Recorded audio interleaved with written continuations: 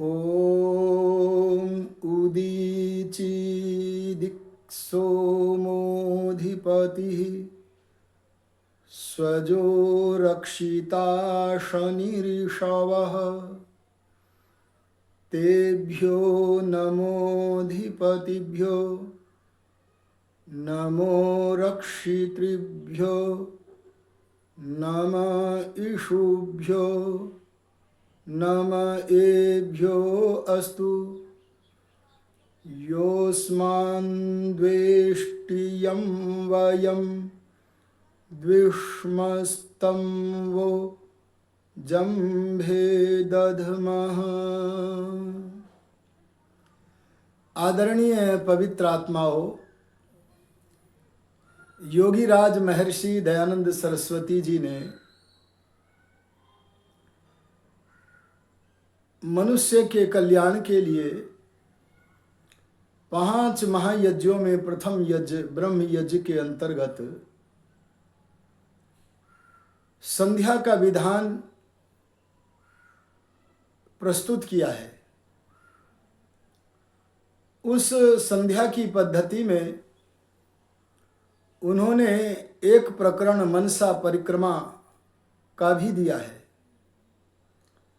हम मनसा परिक्रमा के मंत्रों का जब ऋषि दयानंद निर्मित अर्थ का स्वाध्याय करते हैं तब उसमें आध्यात्मिक, आधि दैविक और आधि भौतिक तीनों अर्थों का मिश्रण प्राप्त करके ईश्वर प्रणिधान की ओर अग्रसर होते हैं।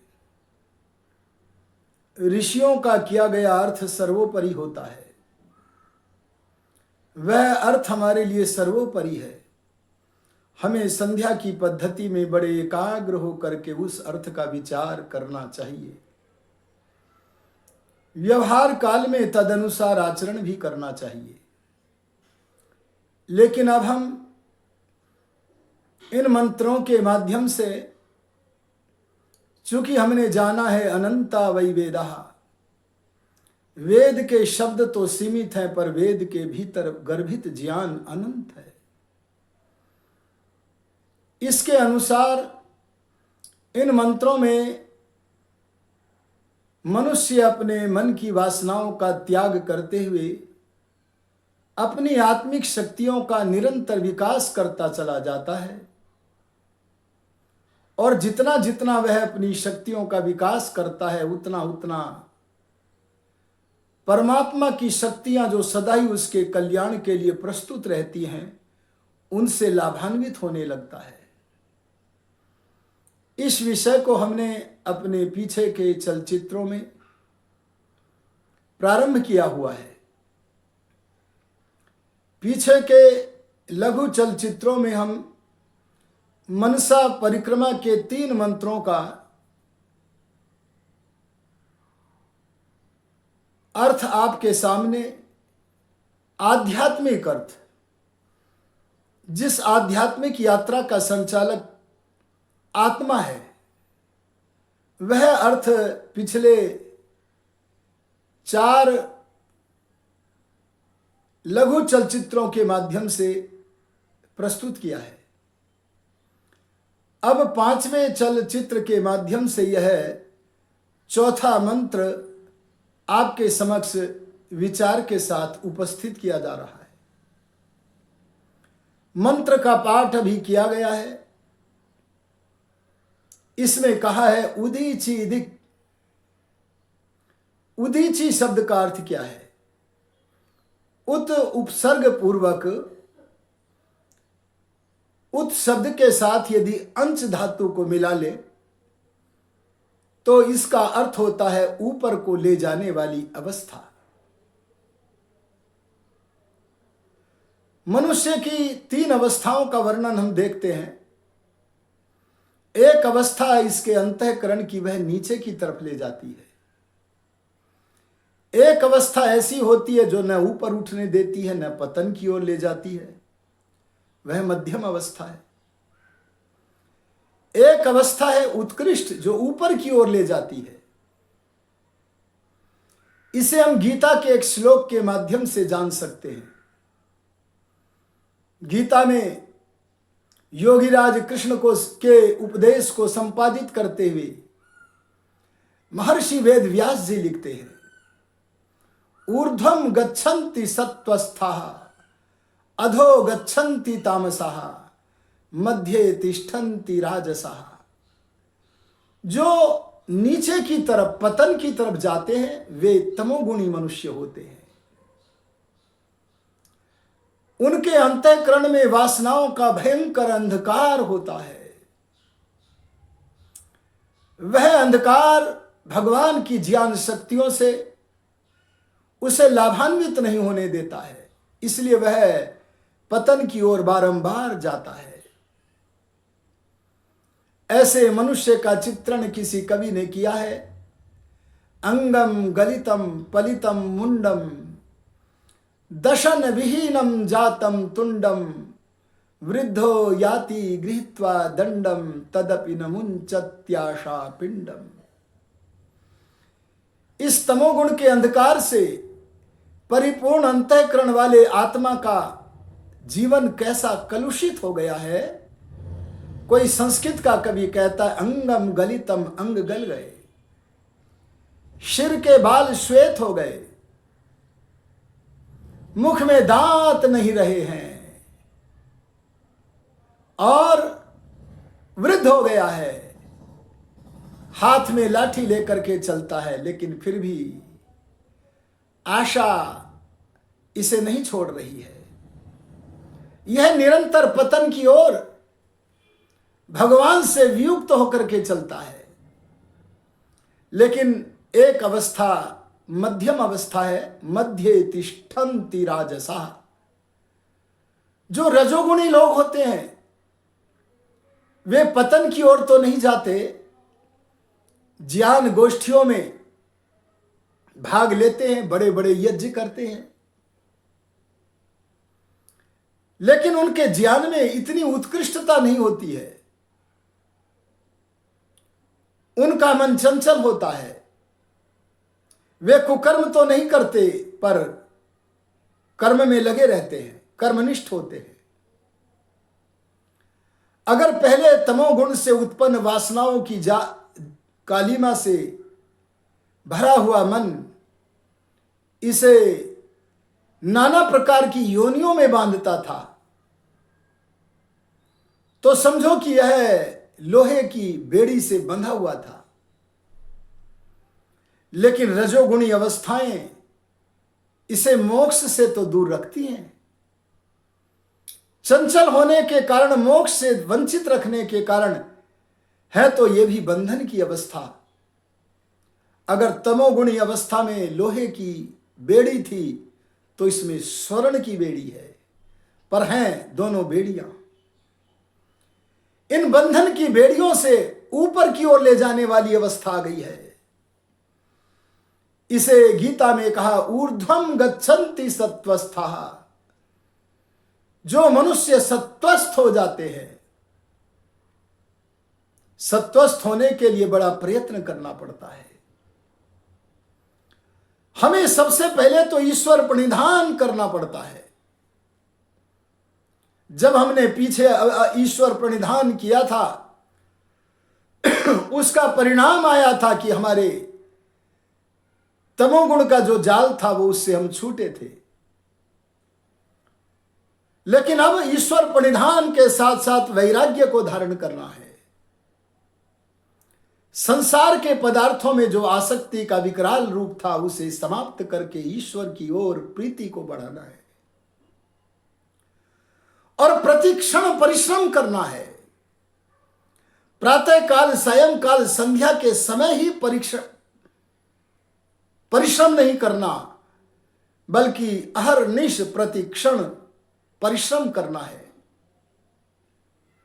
मेरा शरीर, मेरी इंद्रियां, मेरा मन प्रतिपल भगवान की अध्यक्षता में रहकर, सत्व गुण में स्थिर रहकर शुभ विचारधारा का ही स्वामी बना रहे। यदि हम निरंतर प्रतिक्षण परिश्रम करना प्रारंभ कर दे इस ओर, तो उदीची दिक ऊपर को ले जाने वाली अवस्था हमें अवश्य मिलती है। यहां दिक शब्द का अर्थ जैसे कि पीछे के लघु चलचित्रों में बताया गया है, दिक माने अवस्था। और इन मंत्रों में हर मनुष्य की अवस्था का वर्णन नहीं है। इन मंत्रों में तो केवल कल्याण मार्ग के पथिक मनुष्य के मन की अवस्था का वर्णन है। जब तक किसी मनुष्य का प्रवेश कल्याण मार्ग पर नहीं होता, तब तक वह बोलता रहता है, मन नहीं मानता, क्या करूं।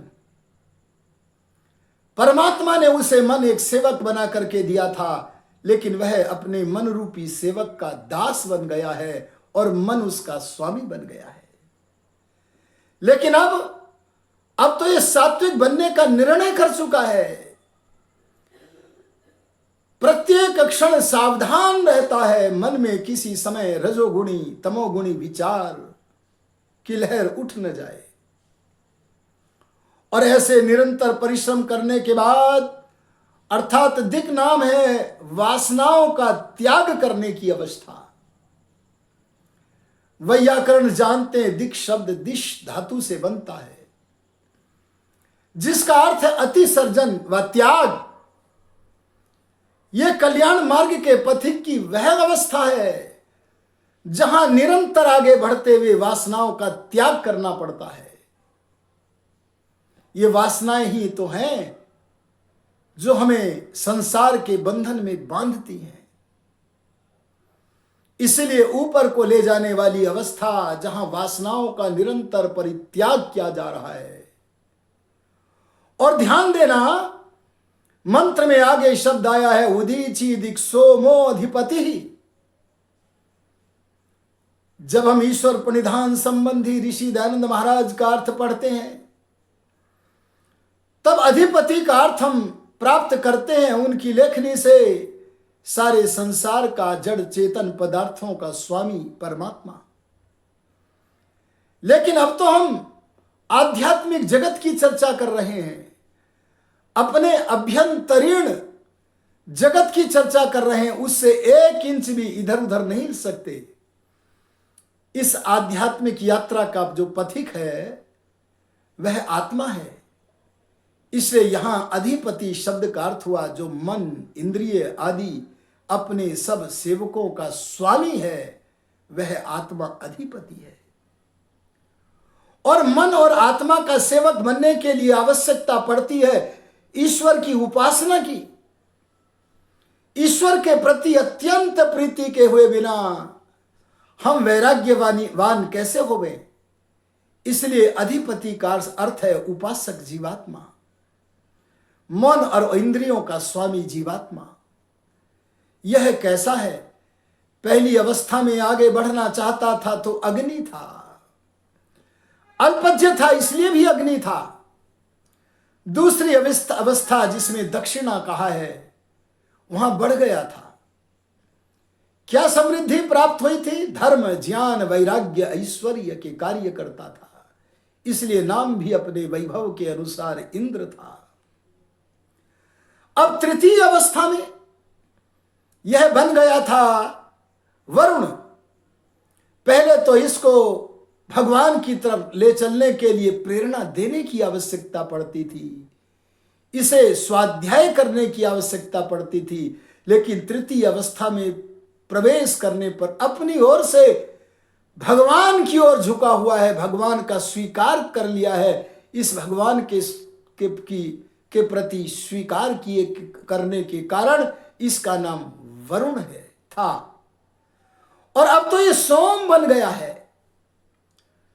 सोम शब्द सुय धातु से बनता है, जिसका अर्थ होता निचोड़ना या रस निकालना। जैसे चंद्रमा सूर्य की किरणों को प्राप्त करके रात्रि में वनस्पतियों के रस का संचार करता है, ऐसे यह भी सोम के गुणों वाला माने चंद्रमा के गुणों वाला हो गया है। अरे भगवान के ज्ञान से आप्लावित होकर, गंभीर होकर, शांत होकर प्राणी मात्र के प्रति अपने प्रेम रस की वर्षा करता है, इसलिए इसका नाम भी सोम कहना स्वाभाविक है। उत्कृष्ट सात्विक अवस्था में यह उपासक जीवात्मा सोम बन गया है। अरे ऐसे सोम जैसे मुंशी राम के लिए ऋषि दयानंद सोम बने थे, और उसी के प्रभाव से मुंशी राम आगे चल करके आर्य समाज के महाधन स्वामी श्रद्धानंद बन गए थे। अब यह सोम बनकर के सात्विक उपासक लोगों के प्रेम का भाजन बन रहा है, सब में प्रेम की वर्षा कर रहा है। उदीची दिक सोमोधिपति स्वजह रक्षिता, प्रत्येक मंत्र में रक्षिता पद आया है। रक्षिता पद हम पीछे भी बता चुके हैं। हमारे श्रोताओं को पीछे के हमारे चलचित्रों को बड़े ध्यान से सुनना चाहिए।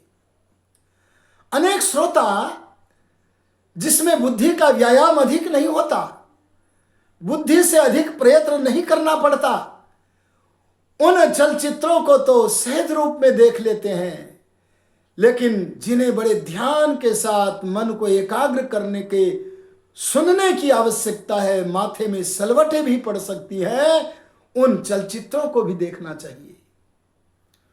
उन चलचित्रों का प्रसारण जिन YouTube चैनलों के माध्यम से होता है, उनको सब्सक्राइब करके प्रोत्साहित करना चाहिए। वैसे प्रवचनों के नोटिफिकेशन आपको मिलते रहे, इसके लिए बेल आइकन की घंटी भी दबाना चाहिए। मैं आशा करता हूं कि आप ऐसा करेंगे, क्योंकि हमने तो सोचा है जब तक जिएंगे सनातन धर्म को सर्वत्र फैलाएंगे, अध्यात्म के मार्ग को यत्र तत्र सर्वत्र प्रसरित करेंगे। मैं आपसे कहना चाहता हूं, रक्षिता माने रक्षा करने वाला मन, रक्ष धातु से रक्षिता पद बना, और रक्ष धातु का अर्थ है रक्षा करना। आहा, इन मंत्रों में उन मनुष्यों का वर्णन नहीं है जिनका मन रक्षण क्रिया नहीं करता, बल्कि गड्ढों में गिरा देता है। उन मनुष्यों का वर्णन इन मंत्रों में नहीं है। उपासक जीवों का मन रक्षिता कैसे है?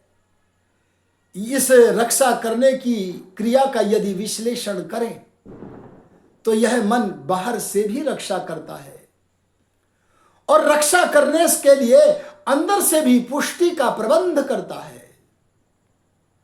बाहर से कैसे रक्षा करता है आप अनुभव करके देखो, अध्यात्म मार्ग के पथिक बनकर के देखो, योगी बनकर के देखो, तो पाओगे जो हमने शास्त्रों में पढ़ा है वही हमारे योगाभ्यास में प्रकट हो रहा है।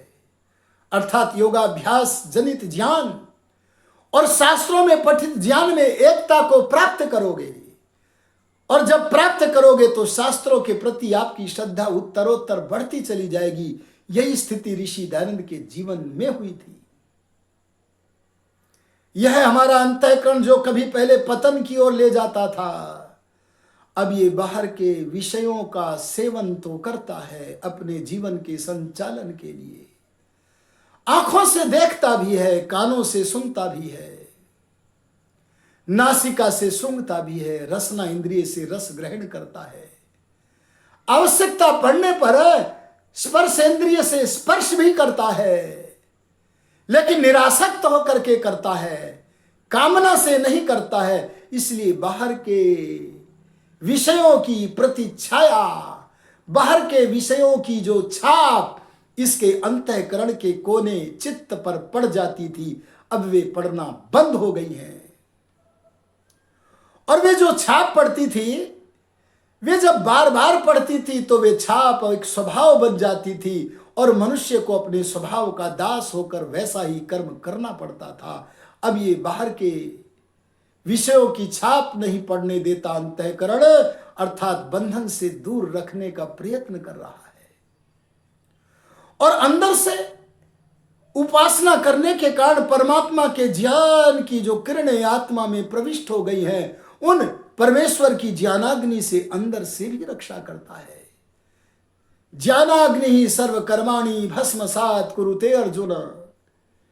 ए अर्जुन, कृष्ण कहते हैं, महात्मा कृष्ण कहते हैं, अपने मित्र को, अपने सखा को, अपने शिष्य अर्जुन को कहते हैं कि संसार में ज्ञान के तुल्य पवित्र कोई धर्म नहीं है, और यह ज्ञानाग्नि अगर परमेश्वर से प्राप्त हो जाए तो कर्म की ओर अग्रसर करने वाली, अर्थात सकाम कर्म करने वाली जो भावनाएं वे नष्ट होकर इसे निष्काम कर्तव्य की ओर ले जाने लगती हैं। ये कर्म से भागता तो नहीं, पर कर्मों को कर्तव्य बुद्धि से करता है। इसलिए कहा रक्षिता रक्षक मन कैसा हो गया। कभी असित है काला था, कभी तिरस्सी राजी टेढ़ी रेखा में चलने वाला अत्यंत चंचल था, कभी प्रिदाकु। छोटे मोटे संस्कार तो नष्ट हो गए थे, पर दृढ़मूल अजगर सदृश दृढ़मूल संस्कार मन मन में लहर पैदा करते थे, उनके भी उन्मूलन का यत्न करके दूर किया जा चुका है। अब तो मन स्वरूप में ही परिणत हो गया है। परमेश्वर ने मन को सत्व गुण से बनाया है, पर हमने अपने आचार व्यवहार भोजन आदि को अपवित्र करके मन में रजोगुण और तमोगुण से इसे काला कर दिया था। अब यह उससे रहित है, इसलिए स्वरूप में परिणत होता है। स्वजह रक्षिता अशनि ऋषभः, इशु पद बनता है इश धातु से। इसका जहां हिंसा अर्थ है वहां एक अर्थ है दर्शन। हम इन वेद मंत्रों का जिस प्रकरण में व्याख्यान कर रहे हैं उस प्रकरण के अनुसार हम इस पद का अर्थ लेंगे दर्शन। अरे ऋषि भी तो कोई मनुष्य तभी बनता है जब उसे दर्शन होता है। परमात्मा की ज्ञान शक्तियां दर्शक बन गई हैं, वो दिखाने वाली बन गई हैं, मार्ग दर्शन करती हैं। बस एक बार शास्त्र के अनुसार हम योगाभ्यास करने लगे, आगे का रास्ता योगाभ्यास स्वयं दिखाता जाता है, परमात्मा की कृपा से दिखता है। और वे मार्गदर्शन करने वाली परमात्मा की बाण सदृश ज्ञान शक्तियां अशनि बन गई हैं। अशनि नाम विद्युत का है। विद्युत एक प्रकाशमान पदार्थ है। जैसे विद्युत से प्रकाश होता है, ऐसे परमात्मा की ज्ञान शक्तियां प्रकाशित करने लगी हैं। अथवा अशनि पद बनता है अश धातु से, जिसका अर्थ है खाना। अर्थात परमात्मा की ज्ञान शक्तियां मनुष्य के रजोगुण से उत्पन्न जो विक्षेप था, चंचलता थी, जिससे बड़े बड़े लोग परेशान रहते हैं। अर्जुन ने भी कहा था चंचलम ही मनः कृष्ण प्रमाथि बलवदृढ़म तस्याहम निग्रहम मन्ये वायोरिव सुदुष्करम। एक कृष्ण, तुमने मुझे योग के मार्ग पर कहां लगा दिया? ये तो बड़ा कठिन कार्य है। ये मन तो बड़ा चंचल है। जैसे तेज आंधी को रोकना कठिन कार्य है, ऐसे मैं अपने चंचल को रोकना, चंचल मन को एकाग्र व निरुद्ध करना कठिन समझता हूं। कैसे करूं? यह समस्या केवल अर्जुन की नहीं थी। जब तक योगाभ्यास की ओर हम नहीं बढ़ते, प्रत्येक मनुष्य की होती है। लेकिन अभ्यास और वैराग्य के द्वारा, योगाभ्यास और वैराग्य के द्वारा मनुष्य अपनी चंचलता का विनाश कर देता है। आहा, भगवान की शक्तियों की सहायता से वे शक्तियां रजोगुण के विक्षेप को, चंचलता को खा चुकी है, नष्ट कर चुकी है। इसीलिए कहा अशनि ऋषभः, भगवान की मार्गदर्शक शक्तियां अशनि माने विद्युत की तरह प्रकाशित कर रही हैं, अथवा कहिए वे रजोगुण की चंचलता को नष्ट कर चुकी है।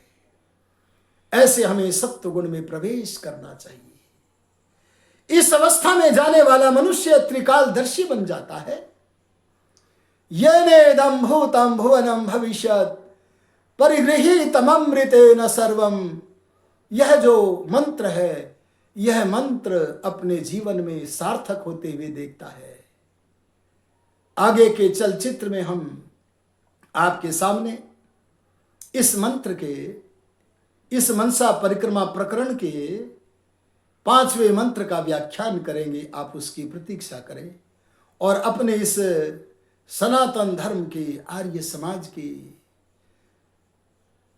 YouTube चैनल सुखमग्न वैदिक संस्थान को सब्सक्राइब करें और नोटिफिकेशन आपको स्वतः मिलते रहे। इसके लिए आप बेल आइकॉन की घंटी दबा लें। आपको न आता हो तो किसी परिचित से इस कार्य को संपन्न करा ले।